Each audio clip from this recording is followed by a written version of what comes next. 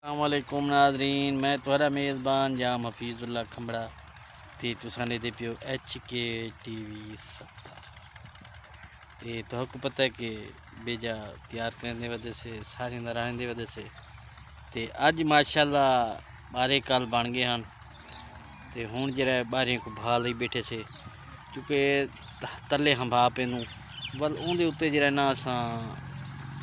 बंद थी गए अंबे दे या कोई चीज़ सुकी चीज़ उत्ते सटते ना उनको भा ला लेंगे केरी बन वेंदी है उन्हें के फ़ायदा थींदे कि जड़ा तुने जड़िया बूटियां वगैरह थींदे घाह वगैरह थींदे वो तो भा नल वेंदे ख़त्म थी मर वेंदे उन तो बाद घाह जमदा कहनी सिर्फ और सिर्फ बीज ही जमसे तो इंशाल्लाह अगो भी चंगा थी से ते ज़्यादा तादाद सारी बन से ते असा के नाजरीन को लिखो जो भाई भा किमें लविंदी है ते असा किमें लई बैठे से ते तुसा मेहरबानी कसो यार सारे बिरा सारे HK TV 70 को सब्सक्राइब करे सोचा घंटी का बटन आल ते घिन सो क्योंकि तुहरा अपना चैनल है ते मैं जितना बिरावें का शुक्रिया अदा करा घट है तमाम बिरावें का शुक्रिया ते मेहरबानी। आओ नाजरीन हुण असां ये से भाग किवें लवेंगे ये देखो नाजरीन धुआं धुआं उठता खड़े ये असां भा लई बैठे से अज क्योंकि इनकी भा बिल्कुल ऐसा ऐसा लगती है ते तमाम बारियों में फैल वेंदी है ये देखो सही हर जगह ते धुआं धुआं उठता पे क्योंकि तलों जरा हंबा होंदे ऐसा ऐसा ही सड़ते ते उत्ते जरा पन होंदे वो जल्दी सड़ वेंदे जेरे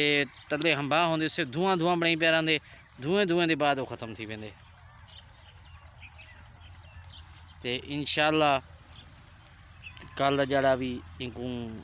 रहने सूँ कल शाम तक इंशाल्लाह इन्हें अगाव करवे सूँ इन बेज छटे सूँ वही तो नाजरीन को लिखे सूँ जो बेज किमें छटींदे ते ये देख गिनो नाजरीन भा लई बैठे से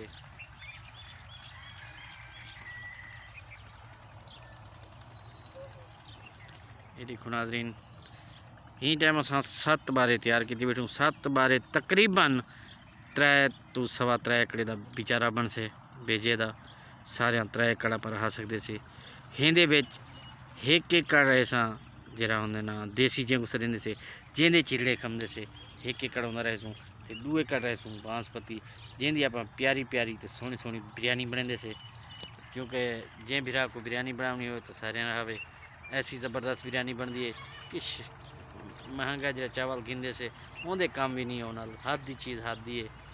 तो माशाल्लाह महंगाई वो थी गई है कि घिनण जोगी फुर्सत रह के नहीं गई तो ही सब मैं तो नाजरीन को तो भाई सारे रहो तो मज़े उड़ाओ अच्छी गाल है अपना काम अपना कारोबार अपना धंधा तो बेहतर रहे जो कोशिश करूँ घ्यू हूँ 600 ते पहुँच गए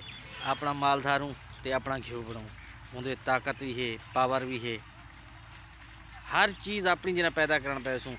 थोड़ा जहा एक बार आप सब्जी का राह देने से सब्जी अपनी तैयार करूँ हर चीज़ अपनी तैयार करूँ तो महंगाई बिल्कुल घट वैसे लेकिन ही अमल कौन करे कोई कह नहीं करेंदा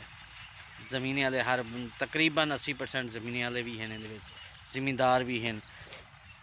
तो वो भी ये कोशिश करें जो भाई अपनी सब्जी राह में अपना घ्यू मक्खन होवे साकू डालटा घिनना ही ना पवे। शुक्रिया ते मेहरबानी तमाम भी